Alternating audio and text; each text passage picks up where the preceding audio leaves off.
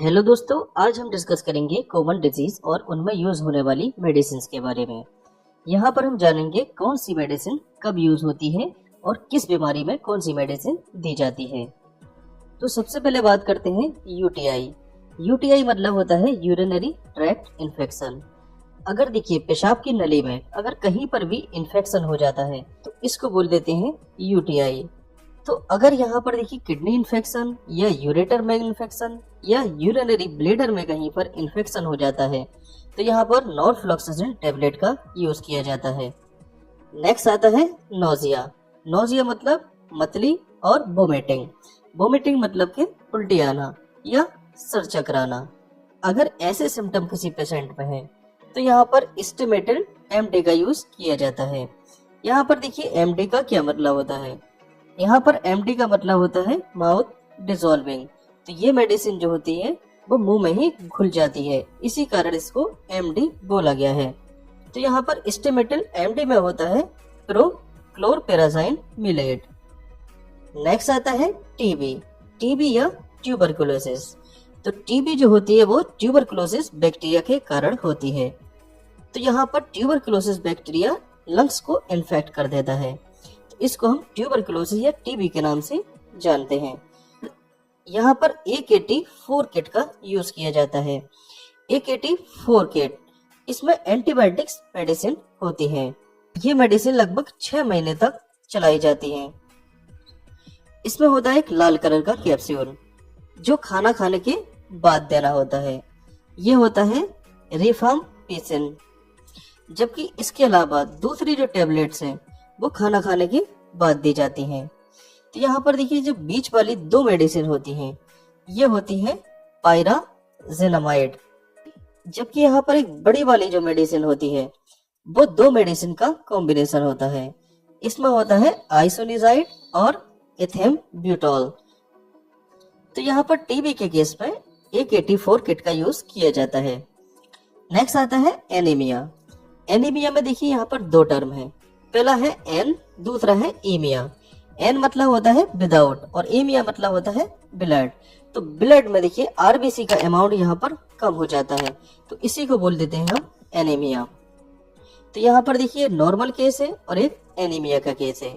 Normal case में देखिए adequate मात्रा में आरबीसी पाई जाती है, जबकि एनीमिया के केस में आरबीसी का अमाउंट जो है यहाँ पर देखिए घट जाता है, जिसके कारण स्किन का कलर जो होता है वो येलोइश हो जाता है। तो यहाँ पर आयरन, फोलिक एसिड और विटामिन B12 की सिरप चलाई जाती है, जैसे कि डेक्सोरेंज और आरबी टॉन। तो इन दोनों में से किसी एक सिरप का यहाँ पर यूज कर लिया जाता है। नेक्स्ट आता है किडनी स्टोन। अगर किडनी में इस टाइप के देखिए स्टोन हो जाती है तो यहाँ पर देखिए कौन कौन सी सिरप का यूज किया जाता है। यहाँ पर या तो एल्कासोल यूज किया जाता है या नीरी सिरप का यूज किया जाता है। नेक्स्ट केस आता है वर्टिगो या डिजीनेस। वर्टिगो या डिजीनेस का मतलब होता है सर चकराना या आसपास की चीजों का घूमता हुआ दिखाई पड़ना। तो ये होता है वर्टिगो या डिजीनेस। तो वर्टिगो या डिजीनेस के केस में कौन कौन सी मेडिसिन का यूज किया जाता है। तो यहाँ पर प्रोमेथाजाइन हाइड्रोक्लोराइड टेबलेट का यूज किया जाता है, जो फिनार्गन के नाम से मार्केट में अवेलेबल होती है। दूसरी मेडिसिन होती है यहाँ पर बर्ड SR24। इसमें होता है बीटा हिस्टाइन हाइड्रोक्लोराइड। नेक्स्ट आता है हाथ पैर में इस टाइप की सुन्नी होना, जिसको हम नंबनेस के नाम से जानते हैं।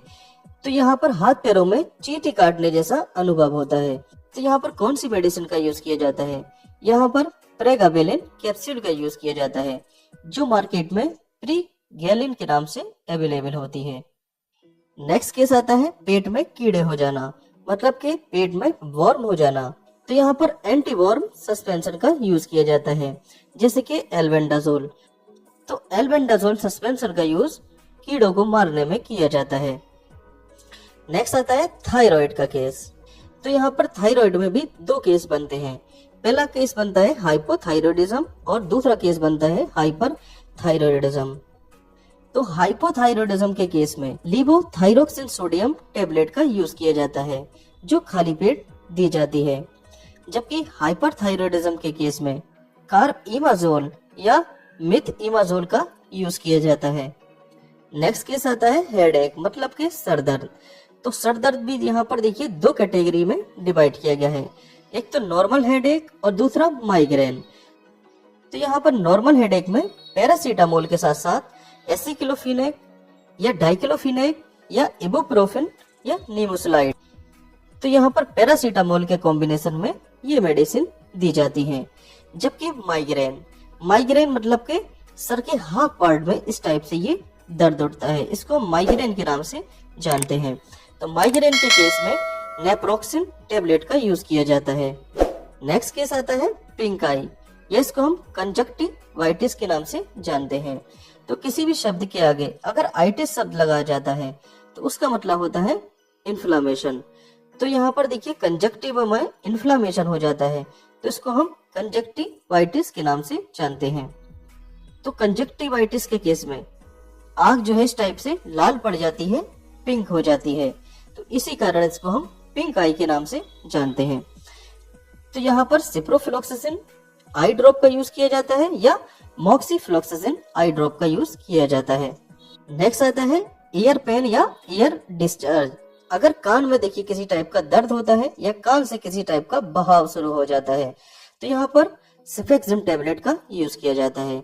या तो सिफेक्सिम टेबलेट का यूज किया जाता है या सेपोडोक्साइम का यूज किया जाता है। नेक्स्ट डिजीज आती है कॉमन कोल्ड या फीवर या रनी नोज। तो यहाँ पर कॉमन कोल्ड के चलते फीवर आ जाना या नाक बहना, अगर ये सिम्टम किसी पेशेंट में दिखाई पड़ते हैं तो यहाँ पर सोलवेन कोल्ड टेबलेट का यूज किया जाता है। सोलवेन कोल्ड में होता है पैरासीटामोल और फेनिल एफ्रिन हाइड्रोक्लोराइड और क्लोरफेनामाइन मिलेट। नेक्स्ट केस आता है माउथ अल्सर। तो मुंह में इस टाइप के देखिए यहाँ पर छाले पड़ जाते हैं, तब यहाँ पर देखिए बीकास्यूल कैप्सूल का यूज किया जाता है। दूसरा यहाँ पर डोलोजेल का यूज किया जाता है। नेक्स्ट केस आता है टूथ एक, मतलब के दांत में दर्द होना। तो दांत में दर्द के लिए यहाँ पर कीटोनोल टेबलेट का यूज किया जाता है। नेक्स्ट केस आता है देखिए फेरेंजाइटिस और टॉन्सिलाइटिस। तो यहाँ पर भी देखिए आइटिस शब्द आया है और आइटिस शब्द आया है। आइटिस का मतलब होता है इन्फ्लामेशन। अगर देखिए फेरिंग्स में इन्फ्लामेशन हो जाता है तो इसको हम फेरेंजाइटिस के नाम से जानते हैं। अगर टॉन्सिल में जो है इन्फ्लामेशन हो जाता है तो इसको हम टॉन्सिलाइटिस के नाम से जानते हैं। तो यहाँ पर देखिए कौन कौन सी मेडिसिन का यूज किया जाता है। तो यहाँ पर एंटीबायोटिक्स एजिथ्रोमाइसिन का यूज किया जाता है और एक जीरोडोल एसपी का यूज किया जाता है। तो जीरोडोल एसपी में 3 मेडिसिन का कॉम्बिनेशन होता है। यहाँ पर होता है एसिक्लोफिनेक और एसपी। एसपी मतलब देखिए सेलिसियोपेप्टिडेस और पैरासीटामोल। नेक्स्ट आता है पेट में जलन।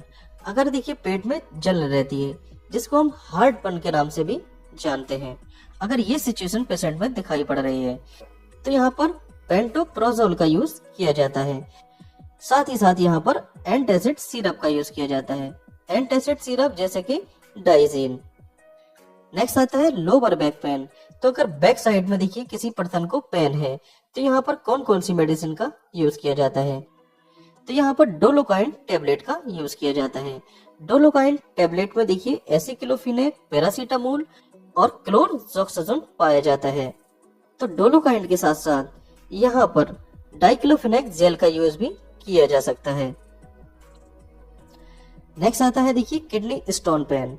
अगर किडनी स्टोन के कारण डोर्सल रीजन में यहाँ पर दर्द होता है तो यहाँ पर पेन किलर इंजेक्शन का यूज किया जाता है। पेन किलर इंजेक्शन जैसे कि डाइक्लोफिनेक सोडियम इंजेक्शन या ट्रामाडोल हाइड्रोक्लोराइड इंजेक्शन। नेक्स्ट आता है कॉन्स्टिपेशन। कॉन्स्टिपेशन मतलब के कब्ज। जब इंटेस्टाइन में स्टूल जो है इस टाइप से रिजिड हो जाता है, मतलब कि ठोस हो जाता है, सॉलिड हो जाता है, तो यहाँ पर कॉन्स्टिपेशन की शिकायत देखने को मिलती है।